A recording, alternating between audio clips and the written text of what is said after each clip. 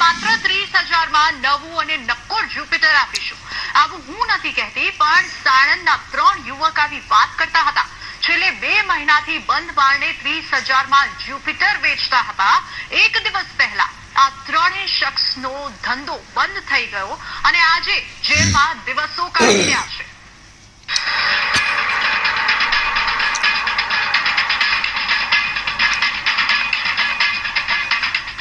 તમારે રસ્તામાં Jupiter scooter જોઈએ છે? અમને ત્રણેયને મળો.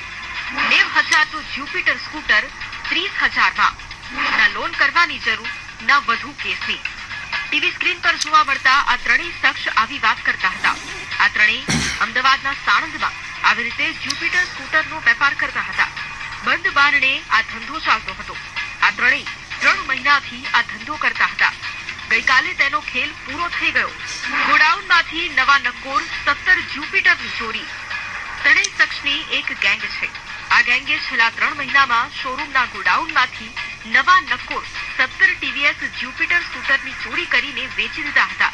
લગભગ 90,000ની કિંમતના આ સ્કૂટરો તેઓ માત્ર 30,000માં વેચતા હતા.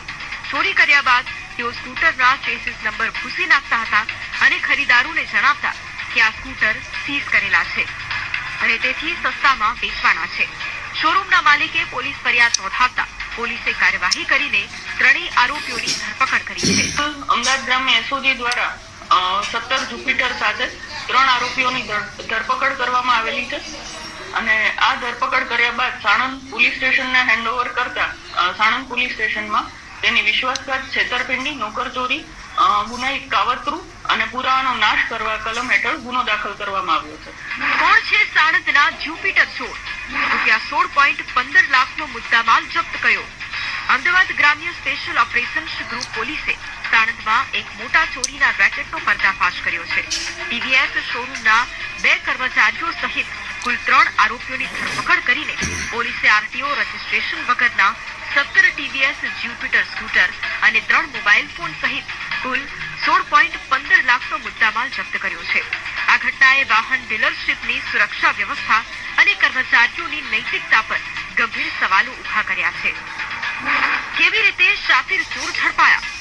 સાણંદ વિસ્તારમાં ટીવીએસ શોરૂમમાંથી સ્કૂટરની ચોરી કરીને તેનું ગેરકાયદેસર વેચાણ થઈ રહ્યું છે. આ બાતમીના આધારે એસઓજીની ટીમે તાત્કાલિક કાર્યવાહી હાથ ધરી હતી. પોલીસે તપાસ દરમિયાન 3 મુખ્ય આરોપીઓ કે જે શોરૂમના કર્મચારી જ હતા તેની ધરપકડ કરી છે. આરોપીઓમાં કાણીટી ગામના દિવ્ય રાજાસિંહ વાઘેલા, મુનિકૃપા સોસાયટીના ધર્મદીપસિંહ પરમાર અને જય સોમનાથ સોસાયટીના શિવરાજાસિંહ વાઘેલાનો સમાવેશ થાય છે. આ ત્રણેય આરોપીઓની પૂછપરછ કરતા ચોંકાવનારા ખુલાસા થયા હતા.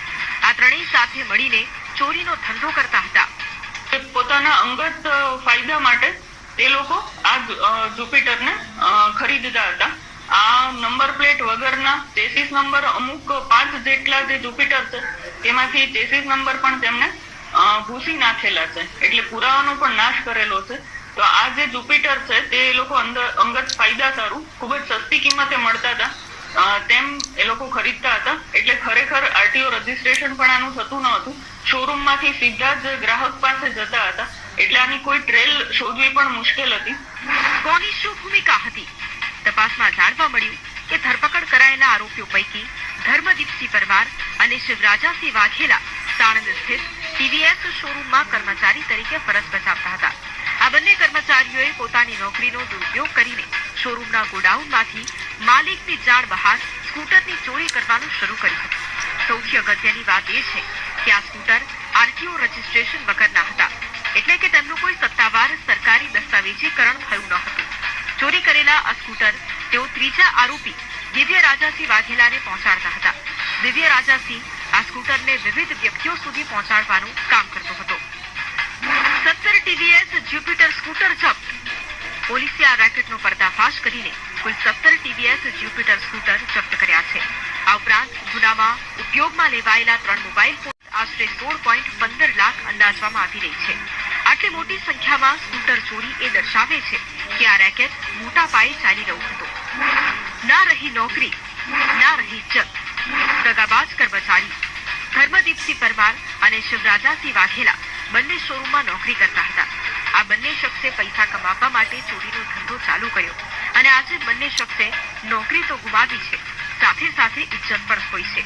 બીજી વાત એ છે કે આ કેસમાં સાણંદ ટાઉન પોલીસ હવે આરોપીઓની વધુ પૂછપરછ કરીને આ રેકેટના મૂળ સુધી પહોંચવાનો પ્રયાસ કરશે. તેમાં અન્ય કોઈ વ્યક્તિ સંડોવાયેલા છે કે કેમ, ચોરાયેલા સ્કૂટર કોને કોને વેચવામાં આવ્યા હતા અને આ ગુના પાછળનો મુખ્ય હેતુ શું હતો તે શોધવાનો પ્રયાસ કરવામાં આવશે. આ તસ્કરો ચોરી કરી અને બજારમાં 90,000નું સ્કૂટી માત્ર 30,000માં વેચતા હતા. ત્યારે આ સમગ્ર કૌભાંડનો પર્દાફાશ થયો છે. પોલીસે ચોરીનો ભેદ ઉકેલ્યો છે. Hariom Solanki, VTV news, Sanand.